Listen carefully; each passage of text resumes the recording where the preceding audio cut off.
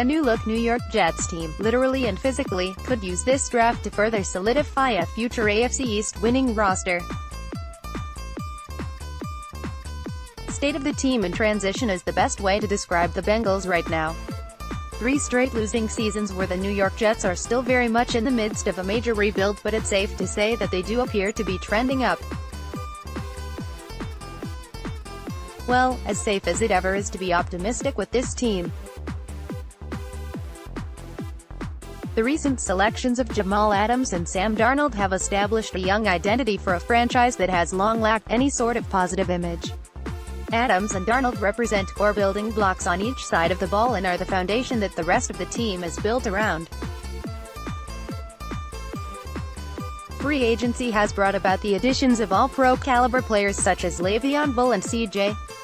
Mosley, who will hopefully serve as major strengths to aid Adams and Darnold in their respective units.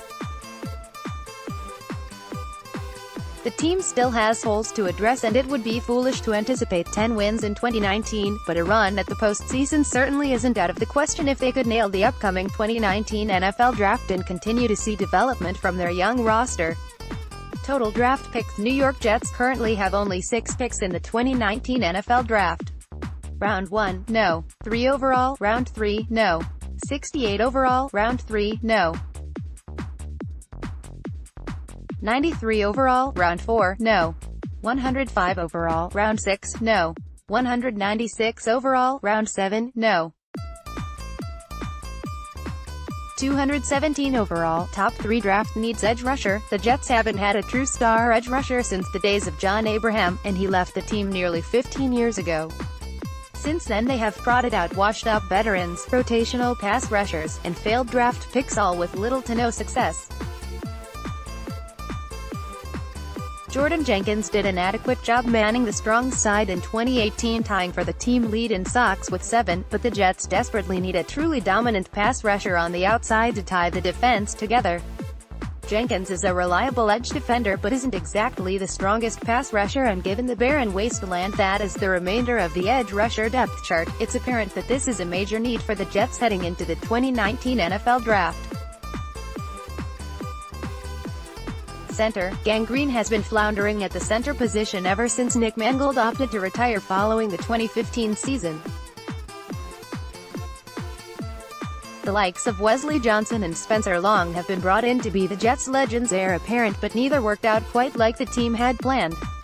The Jets resigned versatile backup Jonathan Harrison, who started 8 games last season, but he's more of a quality reserve than he is a viable starting option.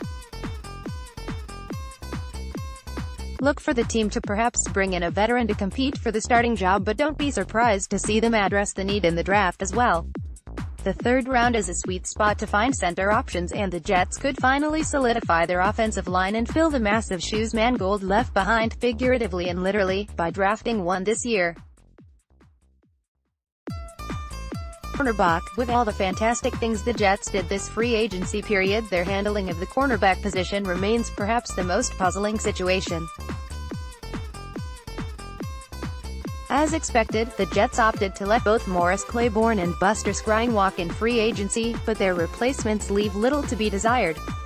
Former Atlanta Falcons cornerback Brian Poole was brought in to be the replacement for Skrine in the nickel, but the Florida product's track record is spotty at best, and his game is very reminiscent of Skrine's. The Jets also resigned versatile defender Darryl Roberts, who impressed when given the opportunity in 2018 but has never been relied upon as a starter. Considering the struggles of current No.1 cornerback Tremaine Johnson in his first year in the green and white, it's difficult to feel good about the team's current crop of cornerbacks. Expect the Jets to address this position in the draft as they look to give Roberts some competition on the boundary. Top 3 draft targets: Josh Allen at Kentucky. The Jets will enter the 2019 NFL Draft picking No. 3 overall and at the mercy of the 2 picks ahead of them. However, one player that is very likely to still be on the board when they pick is Kentucky edge rusher Josh Allen. Allen is an athletic specimen who excelled during his senior season at Kentucky. His athletic profile and background project similarly to a player like Anthony Barr at the next level, which would give this draft marriage a cruel sense of irony if it were to materialize. Quinnen Williams, DL, Alabama. The other player that has been consistently tied to the Jets with their first-round selection is Alabama defensive tackle Quinnen Williams. While interior defensive line may not be a pressing need, Williams is one of the elite prospects in this year's class and would be an immediate upgrade for the Jets' defensive line. If the Jets look to deal Leonard Williams this offseason, Quinnen Williams would be an ideal replacement and would likely bring much more to the table as an interior pass rusher than the former USC standout. Eric McCoy, Texas A. Interior line prospects like Garrett Bradbury and Elgton Jenkins may be out of range for the team, but Texas A. McCoy is a powerful run blocker who dominates at the point of attack and has done so with some of college football's best in the SEC. Look no further than his tape against the aforementioned Quinnen Williams for proof. If McCoy is there in the third round, this would be a no-brainer selection. He may even be worth trading up for if he begins to slip a bit.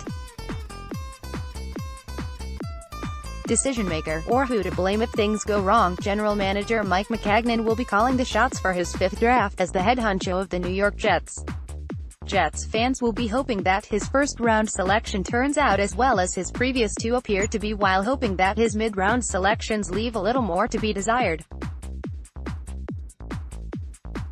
Best, worst pick in current draft sloth. Historically, who was the best pick and or the worst pick based on where the team is currently picking? Best, RB Freeman McNeil. 1981. The Jets have selected 4 different players with the 3rd overall pick and had surprisingly incredible success.